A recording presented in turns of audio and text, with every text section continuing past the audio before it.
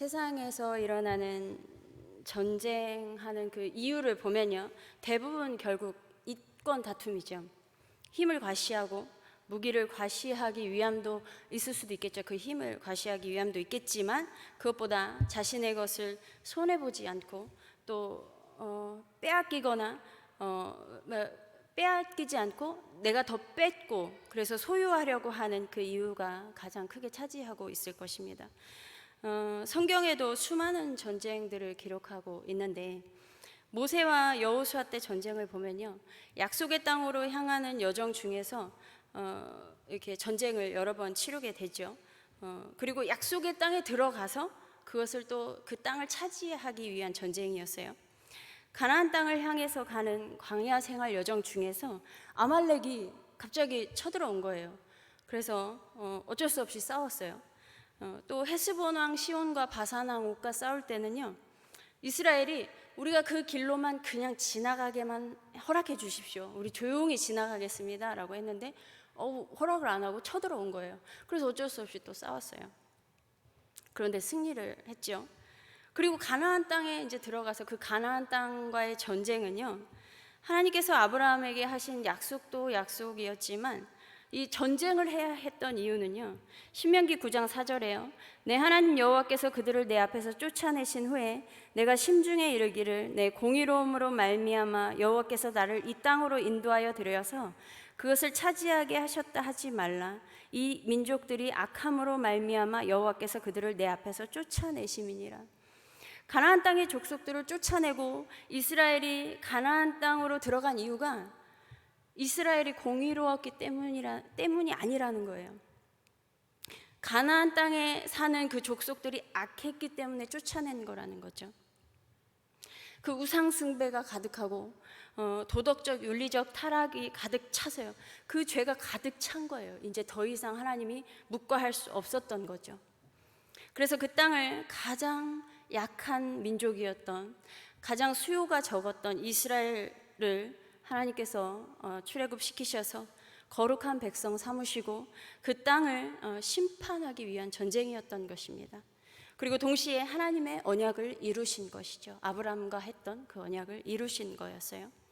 그 이후에 이스라엘 백성이 가나안 땅에 정착하면서 살면서 사사시대에 일어났던 전쟁은요, 이방 민족이 아니라 하나님의 백성이라고 하는 사람들이 하나님을 멀리하고 하나님의 말씀을 버리고 우상 숭배에 빠졌을 때, 그때 이웃 나라가 침략해 오는 전쟁이었습니다. 그리고 왕정시대에 들어서면서는요, 백성들이 이때는 또 죄와 상관없는 전쟁들도 많았어요. 그냥 전쟁의 시대, 전쟁과 전쟁을 하면서 이렇게 부딪히는 일들이 계속 이어졌어요. 사울 왕 때요, 전쟁의 기록을 보면 아람과 또 모압, 암몬, 아말렉, 에돔, 블레셋, 베니게 이렇게 여러 나라와 전쟁을 했는데요, 그중 대표적으로 블레셋하고 전쟁도 여러 번 했어요. 오늘 읽은 본문은 사울 왕 때 블레셋과 이스라엘 전쟁을 다루고 있는데요, 다윗이 막대기하고 매끄러운 그 5돌을 갖고 골리앗한테 가니까 골리앗이 미소년인 거예요. 딱 보니까 너무 우스운 거죠. 행색을 보니까 어떤 군사의 모습도 아니고, 그래서 보니까 막대기만 갖고 와서 자신에게 오니까 너무 우습고, 그래서 업신여겼어요. 골리앗이 막대기를 들고 나한테 와? 내가 개야? 내가 개처럼 보여? 라고 하는 거죠. 그래서 자신의 신들의 이름으로 저주를 했어요, 다윗에게요. 블레셋의 신은 다곤신과 바알세붑이 있었어요. 그래서 다곤은요, 상체가 사람이고 하체가 물고기인 신이었어요. 다산을 좀 상징하는 신이었습니다. 바알세붑은 파리대왕이라고 해서 파리를 신으로 섬기는 거예요. 이 신들의 이름으로 다윗을 저주한 거죠. 한번 와봐라, 저주하고서 한번 와봐, 내가 너의 살을 공중의 새들과 들짐승에게 주겠다라고 하면서 오라고 하는 거예요. 그러니까 다윗이 골리앗한테 너는 칼과 창과 단창으로 나오지만 나는 만군의 여호와의 이름으로 나아간다.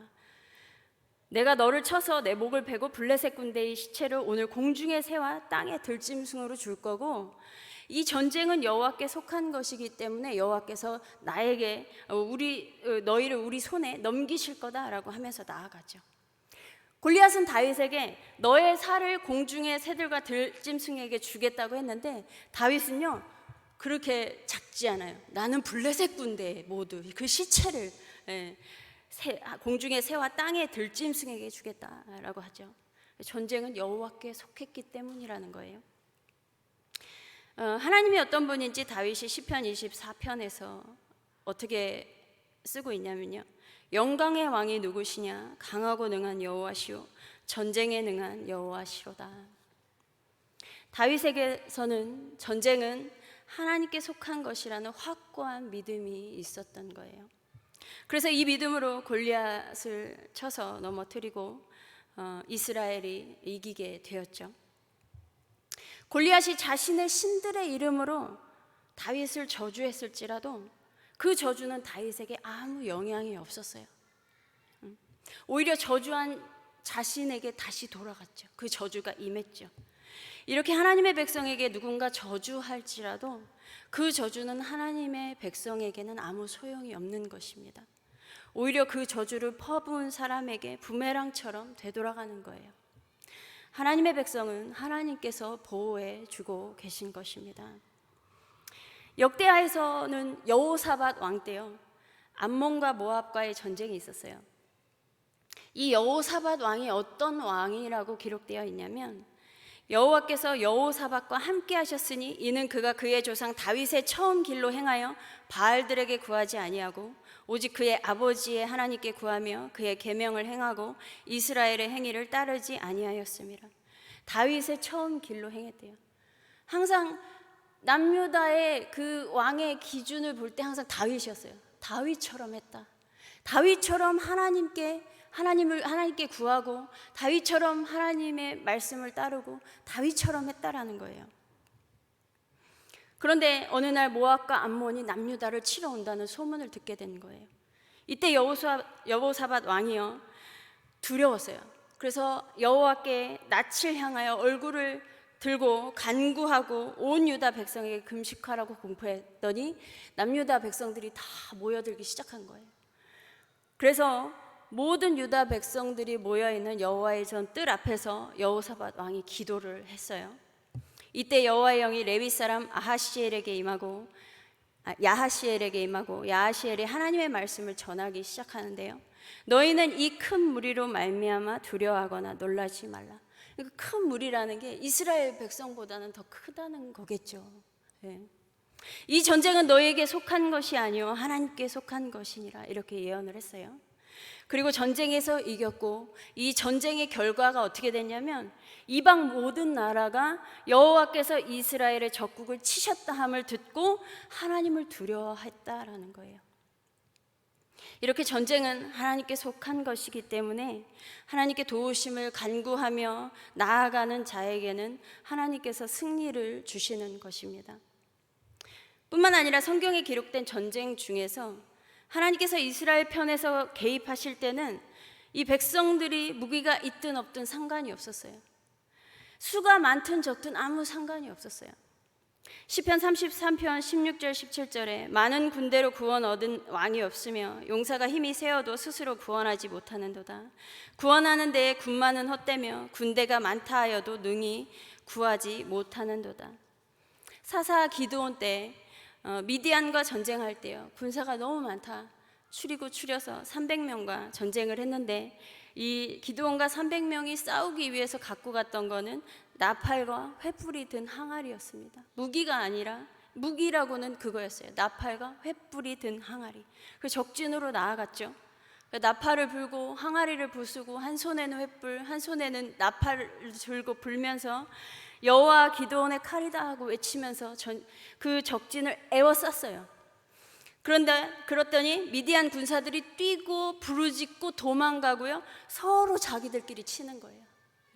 서로 자기들끼리 치기 시작해서 스스로 멸했어요. 하나님께서 이렇게 적군들이 수가 상관이 없었던 거예요. 이스라엘 백성들의 수가, 그 군사가 상관이 없었던 거예요. 또 여호수아 때는요, 기브온 주민들을 위해서 5왕과 전쟁을 했을 때가 있었어요. 하나님이 그 적진에 큰 우박을 퍼부으신 거예요.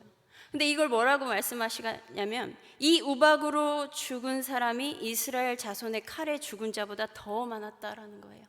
우박으로 죽은 사람이 더 많았다라는 것입니다. 이렇게 하나님은 우리의 무기가 많고 적음에 좌지우지 되는 분이 아니에요. 사람이 많고 적은가도 아무 상관이 없어요. 다만 하나님은요, 하나님을 의지하는 사람들을 위해서 싸우시고 구원하시는 것입니다. 물론 우리가 지금 살아가고 있는 지금은요, 이곳은 실제로 전쟁을 하는 것은 아니에요. 그런데 우리의 삶 역시 때로는 그 전쟁 같은 치열함으로 살아가야 할 때가 있죠.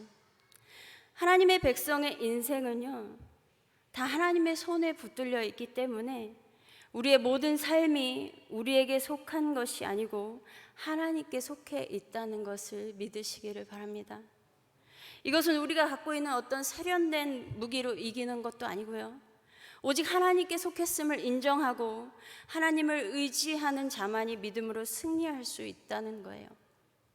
그러한 사람에게 하나님은 구원을 보여주신다는 것입니다. 그리고 역사 속의 전쟁을 보면요, 강대국이 약소국을 식민지 삼거나 속국 삼기 위해서 전쟁을 했고 지배를 했어요. 그런데 하나님께서 이스라엘 백성들을 통해서 하신 수많은 전쟁들은요, 이스라엘을 어떤 제국을 만들기 위함이 아니었다라는 거예요. 거룩한 제사장 나라를 세우기 위함이었다는 것입니다. 하나님께서 이스라엘 백성을 출애굽시킬 때 백성들을 어떻게 부르셨냐면, 그 노예로 살던 그 백성들을 군대라고 부르셨죠. 출애굽기 7장 4절에 내 군대 내 백성 이스라엘 자손을 그 땅에서 인도하여 낼지라. 노예로 살고 있는데 이미 군대라고 부르셨어요. 출애굽기 12장 41절 430년이 끝나는 그날에 여호와의 군대가 다 애굽 땅에서 나왔은즉. 그리고 여호와의 이 군대가 시내산에 도착하고 모세가 시내산에 올라갔을 때 율법을 말씀하시기 전에 하나님께서 처음으로 하신 말씀이, 내가 애굽 사람에게 어떻게 행하였음과 내가 어떻게 독수리 날개로 너희를 업어 내게로 인도하였음을 너희가 보았느니라. 세계가 다 내게 속하였나니 너희가 내 말을 잘 듣고 내 언약을 지키면 너희는 모든 민족 중에서 내 소유가 되겠고 너희가 내게 대하여 제사장 나라가 되며 거룩한 백성이 되리라. 너는 이 말을 이스라엘 자손에게 전할지니라. 이 군대 이스라엘이 약속의 땅으로 가기 위해서 어쩔 수 없이 치러야 할 전쟁들이 있었지만, 이것은 제국주의에 빠져서 많은 나라를 식민지 삼고자 한 것이 아니었다는 거예요. 하나님 나라의 제사장으로 거룩한 백성으로 살게 하기 위함이었다는 것입니다. 또한 거짓 신을 섬기는 세상의 많은 나라 가운데에서 하나님을 섬기는 나라가 어떻게 다른지 알게 하기 위함도 있었던 거예요. 우리 역시 하나님 소유된 백성으로 천국을 소망하며 믿음으로 살아가고 있어요. 그런데 이 땅을 살아가면서 부딪히는 여러 가지 일들 속에서 우리 믿음의 승리가 세상을 우리의 발 아래 두려는 것이 아니라 거룩한 제사장으로서 세상을 향하여 축복하는 하나님의 백성으로 살아가기 위한 것이라는 것입니다. 베드로전서 2장 9절 너희는 택하신 족속이요 왕같은 제사장들이요 거룩한 나라요 그의 소유가 된 백성이니 이는 너희를 어두운 데서 불러내어 그의 기이한 빛에 들어가게 하시니에 아름다운 덕을 선포하게 하려 하심이라. 사랑하는 한석교회 성도 여러분, 우리는 하나님께서 어두운 데서 불러낸 하나님의 소유가 된 백성입니다. 하늘에 속한 자들이지만 이 세상을 살아가면서 겪어야 하는 그 치열함 속에서 우리가 가진 것이 없어도 우리가 하나님을 의지하며 도우심을 간구하면 만군의 여호와께서 우리에게 승리를 주신다는 것입니다. 그리고 우리가 거룩한 나라의 제사장임을 기억하시고 승리하게 하신 하나님의 살아계심과 아름다운 덕을 선포하시며 세상을 축복하며 살아가는 우리 모두가 되기를 소망합니다. 다 같이 기도하겠습니다. 하나님, 우리를 하나님의 자녀로 부르시고 하늘 시민권자가 되게 하시고 이 세상에서 거룩히 구별되어 살게 하시니 감사합니다. 세상을 살면서 부딪힐 수밖에 없는 일들 속에서 하나님의 도우심을 바라며 하나님을 의지하게 하여 주시옵소서. 우리가 연약할수록 우리 안에 계신 예수 그리스도께서 더욱 강하게 역사하여 주셔서 승리하는 삶을 살게 하여 주시옵소서. 이 승리가 하나님의 이름과 덕을 선포하는 일이 되게 하시고 이 승리가 세상을 향해서는 복이 되게 하여 주시옵소서. 예수 그리스도의 이름으로 기도드립니다. 아멘.